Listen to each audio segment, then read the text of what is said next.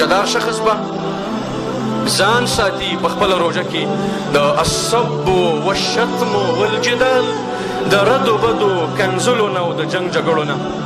د دې نه به پرهیز کې ځکه دا روژه تا نیولې ده دپاره د دې چې ته صابر جوړ شي ستا د دې بدن ریاضت وشي ته ښه اخلاق او د ښه خویونه یاد کړي دې دپاره دې دا نه ده نیولې چې ته بد اخلاقه شي ته د کنځلو او د چټیاتو والا شي رسول الله صلی الله علیه وسلم فرمایلی دي اذا كان يوم صيام احدكم کله چې یو شخص په تاسو کې یو ورځ باندې روژه دی او د ده د روژې ورځ ده فلا يرفث وایي دا دې د فحشاو خبرې نه کوي ولا يسخب دا دې چغې او اوازونه هم نه وباسي بازارونو کې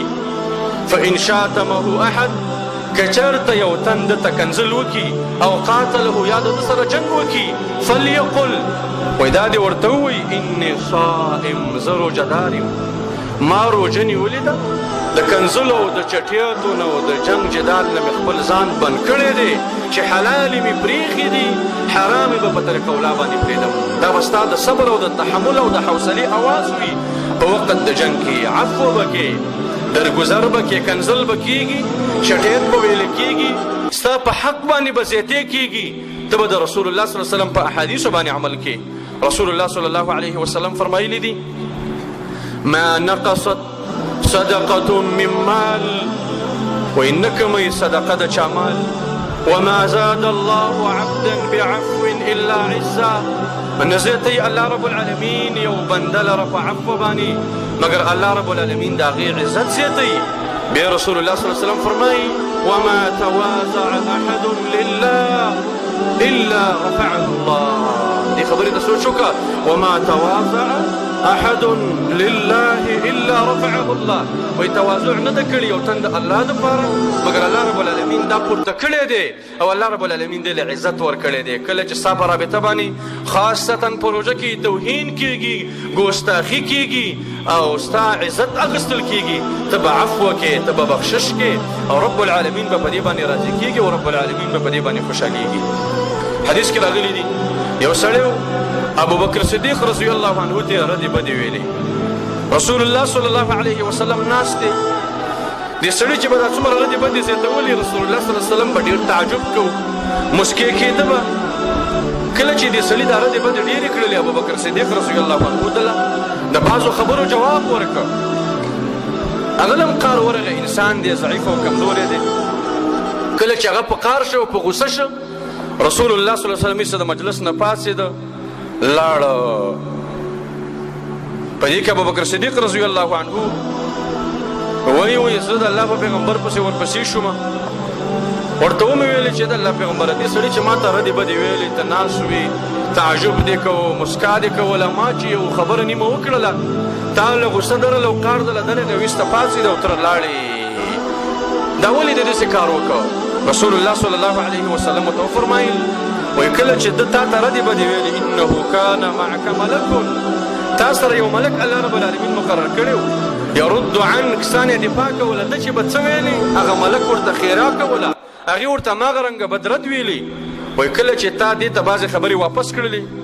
وایي ملک لاړ وقع الشیطان شیطان منځ ته راودانګلي هغې پکې مداخله وکړله او زه نه یم چې هغې مجلس کې کښېنم چې هلته شیطان وجود لري بیا رسول الله صلی الله علیه وسلم ابوبکر صدیق رضی الله عنه ته 3 خبرې وکړلې دا 3 خبرې ډېرې عظیمې خبرې دي چې دا نن خطبه یوازې موږ دا 3 خبرې د ځان سره یوسو که نه دا د دنیا او ما فیها نه زموږ دپاره غوره دي رسول الله صلی الله علیه وسلم ورته فرمایي ویا ابا بکر 3 كلهن حق یا ابوبکر 3 خبرې د ټولې حق خبرې دي ګوره دې کې باطل څه نشته دی ټولې رښتیا او د صداقت نه ډکې دي وایي ما من عبد ظلم بمظلمه وایي نشته د یو بنده د الله د بندګانو نه چې په ده باندې ظلم وکړی شي فیغضي عنها لله عز وجل او د ده د عزت نه واغستل شي د الله رب العالمین د وجې نه د ده عزت واغستل شي د رب د رضا د وجې نه او د الله رب العالمین د دین د وجې نه وی الا اعز الله بها نصره مگر الله رب العالمین عزت من ګرځوي او الله قوي کوي په دې باندې د ده نصرت او د ده کومک کله چې یو شخص عزت د رب دپاره واخیستل شي، د رب العالمین د رضا د وجې نه واخیستل شي، د الله د دین د وجې نه واخیستل شي، الله رب العالمین د دې سړي عزت زیات کړي، الله رب العالمین د ده کومکین ډېر کړي، الله رب العالمین د ده نصرت وکړي. کله چې د انسان مخالفت شوی نه وي، د ده د صحیح دوستانو معلومات نه کېږي، کله چې د انسان مخالفت وکړی شي پته انسان ته ولګېږي چې زما خیرخواهان څومره دي او زما بدخواهان څومره دي او حقیقي ملګري مې څوک دي او یوازې په نوم باندې ملګرتوب چا کړی دی، نفاق والا څوک دي او د ایمان والا څوک دي، د خلکو معلومات پکې وشي. وما فتح رجل وایي نه ده کلاو کړي یو سړي باب عطیه، دروازه د ورکړې په خپل ځان باندې چې دروازه د ورکړې په ځان را کلاو کړي، خپلو خپلوانو ته مالونه ورکوي، یریدو بها صله، اراده ورباندې د دې لري چې صله رحمي وپالل شي او الله رانه راضي شي. وایي الا زاده الله بها کثره، مګر الله رب العالمین دې له په دې باندې د مال زیات کړی دی، الله رب العالمین د ده په مال کې خیر او برکت اچولی دی. زمونږ فکر او سوچ دا دی چې د خپلوانو سره کومک وکم، د فقراو سره یې وکم، د مسجد او مدرسې سره یې وکم، والله مال به مې کم شي. پیغمبر د الله ته وایي حقه خبره ده چې مال دې زیاتېږي، مال کې د الله رب العالمین خیرونه او برکتونه اچوي. بیا ورته درېیمه خبره رسول الله صلی الله علیه وسلم وکړله، وایي وما فتح رجل باب مسأله، یو شخص په ځان باندې د سوال دروازه نه ده کلاو کړې، یرید بها کثره، ضرورت یې سوال ته نشته دی، صرف خپل مال ورباندې زیاتوي، الا زاده الله عز وجل بها قله، مګر الله رب العالمین د دې د وجې نه د دې په مالونو کې کموالی راولي، الله رب العالمین د باندې فقر او غریبي نور هم مسلط کوي. دا په دغې سوالونو باندې او دا په دغې غوښتنو باندې د مخلوق نه مالداره کېږي. نو مؤمن مسلمان باید د عفو نه کار واخلي، د صفح نه کار واخلي، د درګذر نه کار واخلي. په دې مبارکه میاشت د رمضان المبارک کې حوصله وکړه،